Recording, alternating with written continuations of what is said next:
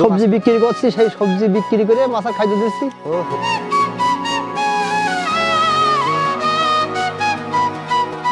দর্শক বন্ধু আসসালামু আলাইকুম, সবাইকে শুভেচ্ছা জানাচ্ছি আমাদের নিয়মিত আয়োজন উদ্যোক্তার খোঁজের আজকের নতুন একটি পর্বে। দর্শক, এই মুহূর্তে আমাদের উদ্যোক্তার খোঁজে টিম রয়েছে একেবারে বাংলাদেশের দক্ষিণে বিশ্বের সর্ববৃহৎ ম্যানগ্রোভ বন সুন্দরবনের ঠিক পার্শ্ববর্তী যে জেলাটা রয়েছে, সুন্দরবন ঘেঁষে যে জনপদ, সেই জনপদে আমরা আজকে রয়েছি হচ্ছে সাতক্ষীরা সদরে।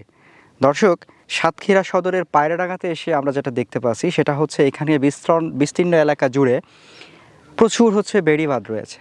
এখানে হচ্ছে ঘেরের মধ্যে আপনার মাছ চাষ করা হয় এবং ঘেরের যে বেড়িগুলো রয়েছে বা পাড়গুলো রয়েছে সেখানে প্রচুর পরিমাণে সবজি চাষ করা হয়ে থাকে।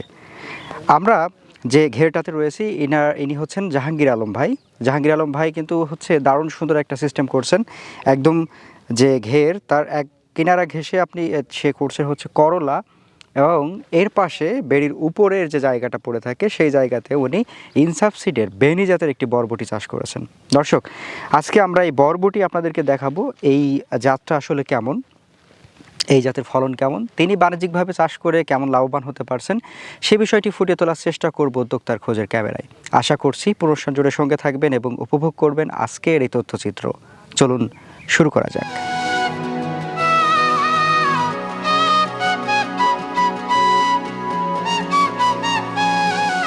আসসালামু আলাইকুম। ওয়ালাইকুম আসসালাম। ভাইজান কেমন আছেন? ভালো আছি। যাক, শুনে খুবই ভালো লাগলো। আপনাদের সাতক্ষীরাতে চলে আসছি আজকে আমরা। হ্যাঁ, আপনাদের এই যে আপনার ঘেরে আপনারা তো মাছের চাষ করেন, হ্যাঁ, মাছের চাষ।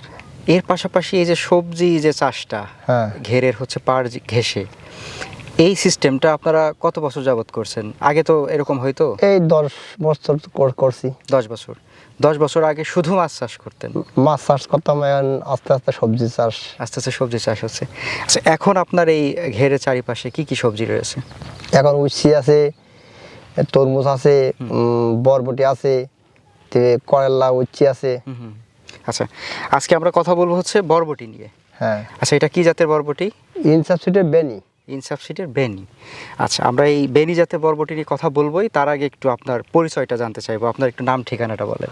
আমার অ্যাড্রেস পায়রাডাঙ্গা, আমার সদর জেলা থানা সাতক্ষীরা। আচ্ছা, আপনার নাম? আমার নাম জাহাঙ্গীর আলম। জাহাঙ্গীর আলম ভাই। জাহাঙ্গীর আলম ভাইয়ের হচ্ছে মাছ চাষ রয়েছে টোটাল কতটুকু? 20 বিঘা আছে জলকার, ভেড়িবাঁধ। আচ্ছা আচ্ছা। আর ভেড়িতে আছে 2-3 বিঘা জমিতে ভেড়িতে চলে গেছে। আচ্ছা, এখন আপনার এই যে লম্বা একেবারে এই ভেড়ির পুরা ওই মাথা থেকে এই মাথা পর্যন্ত আমরা দেখতে পাচ্ছি হচ্ছে বরবটিটা করছে। হ্যাঁ।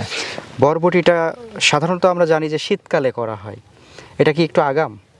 না না না, বরবটি তো আমি তো এ তো আরো একটু ল্যাপস হয়ে গেছে। আচ্ছা আচ্ছা, আরো একটু আগাম আরো টাকা লাগাইতে হবে। একটু করতে হলে ভালো হতো। বরবটির ফলন যেরকম আমরা দেখতে পাচ্ছি, হ্যাঁ। কি মনে হচ্ছে, সন্তুষ্টিজনক? হ্যাঁ, বরবটি ফলন খুব দ্বিগুণ ফলন, ভালো ফলন খুব ভালো ফলন। সাধারণত এর আগে আপনার এখানে বরবটি করা হয়েছে কিনা? হ্যাঁ, করা হয়েছে। সেটাতে কেমন ফলন পাইছে? তাতে গিয়ে এই ফলনটা ভালো। আচ্ছা, এই বরবটির একটু কেন আপনার কাছে ভালো লাগলো, কি কি বিষয় একটু বলেন তো? এই বিষয় ধরন ভালো, লম্বা লম্বা জাতের, আর হলো দ্রুত বাড়তিছে। দ্রুত বাড়ছে না? হ্যাঁ। আর সাইজটাও তো বেশ ভালো। সাইজ তো ভালো, আর এর কালারটা তো একদম ঘন সবুজ। কালার সুন্দর কালার। সুন্দর কালার না? হ্যাঁ, সব দিকতে ভালো। আচ্ছা, এই বরবটিটা যখন আপনি বাজারে নেন, হ্যাঁ, চাহিদা কেমন থাকে? ভালো চাহিদা। দাম কেমন পাওয়া যাচ্ছে? দাম এখন আগে 60 টাকা ছিল, এখন একটু কমিয়েছে, 52-55 এরকম বিক্রি হচ্ছে কেজি? কেজি। এটা কি পাইকারি বলছেন না? পাইকারি। পাইকারি। খুচরা তো 80 টাকা 90 টাকা কিলো। আচ্ছা, কতদিন পর পর আপনি এই বরবটি? একদিন বাদে একদিন তোলা হয়। একদিন বাদে একদিন? হ্যাঁ। কতটুকু তুলতে পারেন? তো এইটুকু বানে ধরো 8 মণ, 20 কেজি 25 কেজি এরকম ওঠে। যদি আমরা ফ্ল্যাট সিস্টেমের যে জমি, সেই জমি যদি হিসাব করতাম, আপনার পুরা এই মাথা থেকে ওই মাথা পর্যন্ত যে বানটা, এটা ফ্ল্যাটের হিসাব করলে কতটুকু জমির পরিমাণ হয়? ওই 1 শতক জমির পরিমাণ হতে পারে। 1 শতক মতো? হ্যাঁ। আচ্ছা, তাহলে আপনি এই 1 শতক বরবটি চাষটা করে আপনি একদিন পর একদিন তুলছেন কত কেজি বললেন? 20 কেজি। বেশি ওঠে। আচ্ছা, যদি আমরা 20 কেজিও ধরে নিই, গড় হয়তো কোনো দিন হচ্ছে আপনার 22 হচ্ছে, কোনো দিন 25 হচ্ছে, আবার কোনো দিন 18ও হতে পারে।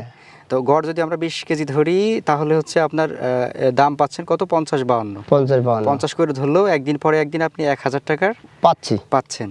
আচ্ছা, মাছ কি কি চাষ করছেন এখানে? মাছ সকল রকম মাছ আছে, সাদা মাছ, চিংড়ি মাছ, হ্যাঁ, আচ্ছা ছাটি চিংড়ি আছে, মাছের সকল রকম সাদা মাছের ভিতরে সিলভার, রুই, কাতলা, মৃগেল, কালবোস, আচ্ছা। ট্যাবলেট, আচ্ছা, সবগুলো আছে। মাছের গ্লাস পাশাপাশি যে কাপ। সবজিটা করছেন, হ্যাঁ এখন কি এটা লাভজনক মনে হয়? হ্যাঁ, লাভবান হচ্ছে তো, এই সবজির জন্যই তো মাছ করা যাচ্ছে। আচ্ছা, কেন কেন? আর শুধু সবজি মাছ- বিক্রি করছি, সেই সবজি বিক্রি করে মাছের খাদ্য দিচ্ছি। ওহো, আচ্ছা, এই খরচ দিয়ে আপনার বেড়ির খরচ ভেরি খরচ দিয়ে আমি মাছের খরচ মাছের খরচ বাইরে হচ্ছে। আছে। আচ্ছা আচ্ছা, এখন এই বরবটির যদি জীবনকালের হিসাব করতে চাই আমরা, বরবটির টোটাল জীবনকাল কতদিন জানেন কিনা?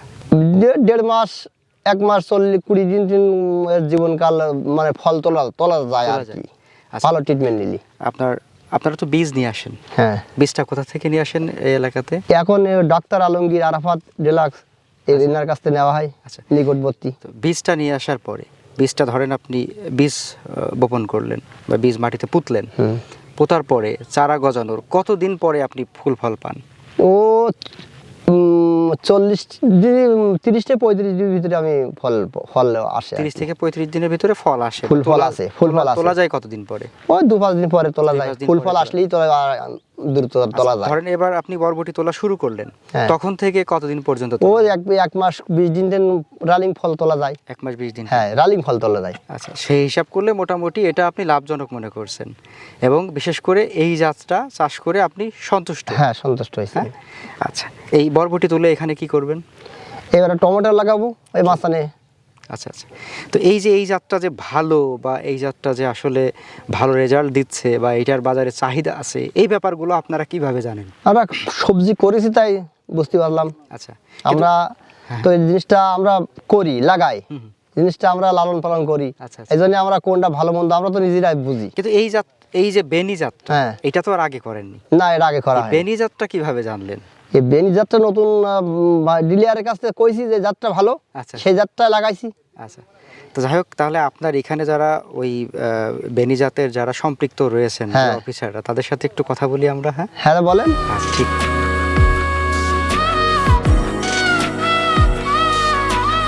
আসসালামু আলাইকুম, আমি Mohammad Abir Hossain, territory sales officer হিসেবে ইনসাফ সিডের সাতক্ষীরা জেলাতে নিয়োজিত আছি। তো ভাই, আপনারা দেখছেন ইনসাফ সিডের ফলন কেমন হয়েছে আর কি। আমাদের বরবটি আছে, আমাদের ছোট করা 13-26 আছে, রেজাল্ট তো আমরে ইনশাল্লাহ ভালো হয়েছে। আপনার হচ্ছে আমি ইনসাফে আপনার 2 বছর যাবত চাকরি করছি এখানে। আপনার ইনসাফে যে কাজগুলো করা লাগে, এনাদের কৃষক মিটিং বলেন, আপনার হচ্ছে আরও যে আদার্স যে সুবিধা অসুবিধাগুলো আছে, তাদের যে কোন কীটনাশকগুলো দরকার, তারপরে তাদের কি কি ভালো বীজ দিলে ভালো হয়, এই ধরনের যে কাজগুলো আছে, আমি ভাই সবসময় এই কাজগুলো করে যাচ্ছি তাদের মাঝে। আচ্ছা, ধন্যবাদ। আমাদের হচ্ছে আবির মাহমুদ ভাই, না? যে আবির হোসেন। আবির হোসেন ভাই। আচ্ছা, এবার ভাইয়ের একটু পরিচয়। আমি গোলাম মোস্তফা, আচ্ছা, ইনসাফ সিটের পরিবেশক, পরিবেশক হিসেবে আছেন সাতক্ষীরার। সাতক্ষীরা।